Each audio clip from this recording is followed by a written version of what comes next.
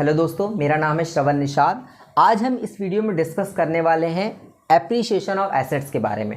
Appreciation of assets एक adjustment है जो final account, admission, retirement, death और सिंगल एंट्री में आता है। ठीक है, सो काफ़ी इंपॉर्टेंट एडजस्टमेंट है क्योंकि काफ़ी सारे चैप्टर्स में आने के चांसेस हैं इसके। ठीक है, तो स्टार्ट करता हूं मैं। लेकिन अगर आप हमारे चैनल पे नए हैं तो चैनल को सब्सक्राइब कर लीजिए और वीडियोस अगर अच्छा लगता है तो लाइक ज़रूर करना। ठीक है, इसके अलावा कुछ वीडियो पे फीडबैक है तो भी आप कमेंट कर सकते हैं। ठीक है, चलो स्टार्ट करते हैं। तो मैंने कहा कि ये जो एडजस्टमेंट है एप्रिसिएशन ऑफ एसेट्स, ये कहाँ कहाँ आता है? Final account, admission, retirement, death और सिंगल एंट्री में। ठीक है, तो हम इतने सारे अकाउंट्स को तो यहाँ कवर नहीं करेंगे। किसी एक अकाउंट पर मैं एग्जांपल बताता हूँ, जैसे फाइनल अकाउंट।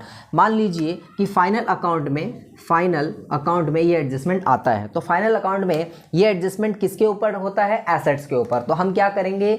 बनाएंगे बैलेंस शीट, क्योंकि बैलेंस शीट में ही एसेट्स को दिखाते हैं। तो बैलेंस शीट में आपको पता होगा ये साइड लायबिलिटी का होता है, ये साइड एसेट्स का होता है। अब हम क्या लिखेंगे? सबसे पहले क्या करने का ये एडजस्टमेंट के लिए, जिसके ऊपर बोला है उसको लिख लेने का।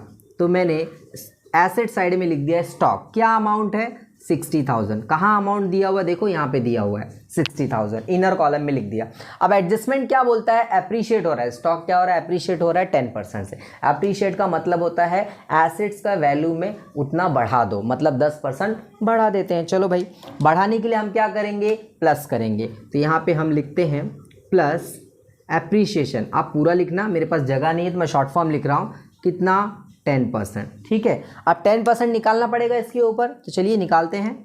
60,000 का 10% अगर हम निकालते हैं, ये ज़ीरो इससे कैंसिल, ये ज़ीरो इससे कैंसिल, हमारा आंसर आता है 6,000। कितना आता है? 6,000। तो 6,000 से आपको नहीं लग रहा है स्टॉक बढ़ जाएगा? तो बढ़ जाएगा, तो चलो बढ़ा देते हैं 6,000 और आंसर आएगा 66,000।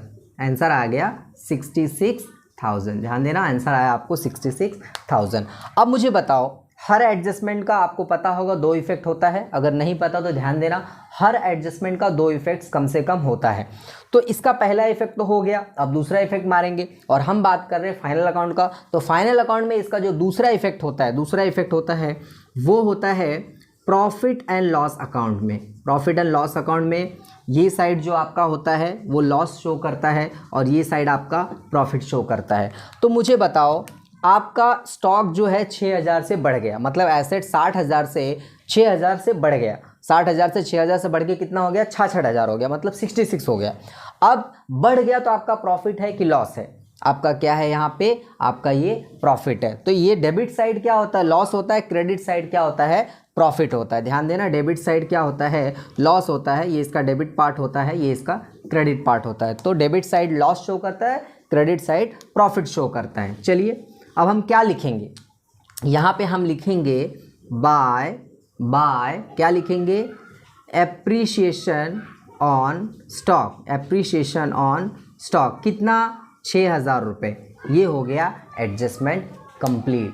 पहला इफेक्ट फाइनल अकाउंट में बैलेंस शीट एसेट साइड, दूसरा इफेक्ट प्रॉफिट एंड लॉस के आपका क्रेडिट साइड। ये होता है क्रेडिट साइड प्रॉफिट साइड में। आई होप आपको समझा रहेगा। ठीक है, चलो हम आगे बढ़ते हैं। अब क्या करेंगे? दूसरा जो चीज़ है उसके बारे में थोड़ा समझेंगे। दूसरा जो है यहाँ पे देखिए, दूसरा वाला क्या बोलता है कि लैंड एंड बिल्डिंग का एक नया वैल्यू है और बैलेंस शीट का ये वैल्यू है। देखो ऐसा क्या होगा आपका, मान लीजिए आप फाइनल अकाउंट कर रहे हैं तो फाइनल अकाउंट में ट्रायल बैलेंस में ना आपको दिया रहेगा, क्या दिया रहेगा? बैलेंस शीट का, मतलब बैलेंस शीट बोलो या फिर ट्रायल बैलेंस बोलो। बैलेंस शीट मैंने इसलिए लिख दिया क्योंकि आपको अगर एडमिशन, रिटायरमेंट, डेथ करोगे तो वहाँ पे ओल्ड बैलेंस शीट दिया रहता है।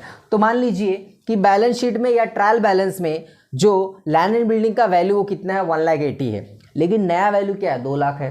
तो 1,80,000 से अब 2 लाख हो गया। तो आपको नहीं लग रहा है कि वैल्यू बढ़ गया? अब वैल्यू बढ़ गया तो आपका जितने से बढ़ा उतना क्या हो गया? एप्रिसिएशन हो गया। तो आप सेम क्या करोगे?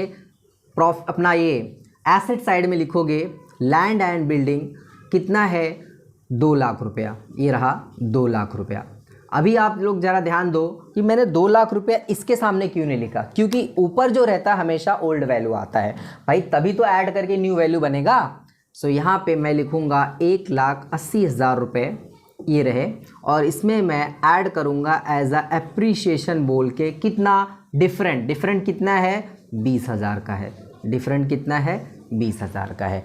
तो जब इन दोनों को ऐड करेंगे तभी तो 2 लाख बनेगा। अब इसका सेकंड इफेक्ट किधर जाएगा, जिधर स्टॉक का लेके गए थे, प्रॉफिट एंड लॉस अकाउंट के क्रेडिट साइड में, क्या बोल के, appreciation on land and building 20,000 रुपये। ठीक है, अगर मान लीजिए एडमिशन, रिटायरमेंट, डेथ में ये एडजस्टमेंट आती है तो वहाँ पर भी सेम करना है, लेकिन वहाँ प्रॉफिट एंड लॉस एडजस्टमेंट, अपना प्रॉफिट एंड लॉस अकाउंट की जगह पे profit and loss adjustment account बनाना होता है।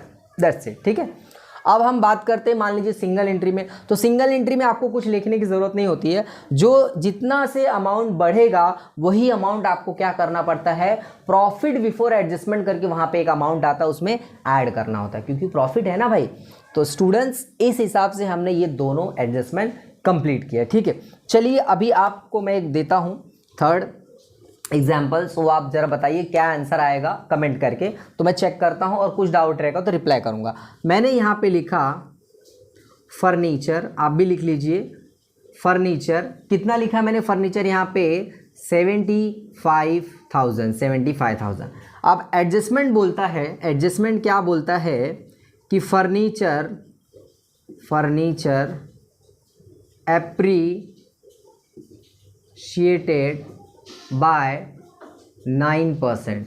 अब बताइए मुझे एप्रिसिएशन का कितना अमाउंट है, और फाइनल अकाउंट में ये एडजस्टमेंट के 2 इफेक्ट कहाँ पे होंगे, और कौन से अमाउंट है, जो कौन सा अमाउंट, पर्टिकुलर अमाउंट है जो यहाँ वहाँ ट्रांसफ़र होता है। ठीक है, अगर आपने वीडियो अच्छी तरह से देखा रहेगा ज़रूर आप इसको कर सकेंगे, नहीं अगर आपको थोड़ा समझा रहेगा तो थोड़ा बैक में जाइए, बैक करिए, वीडियो को देखिए, समझेगा। ठीक है, चलिए, थैंक यू।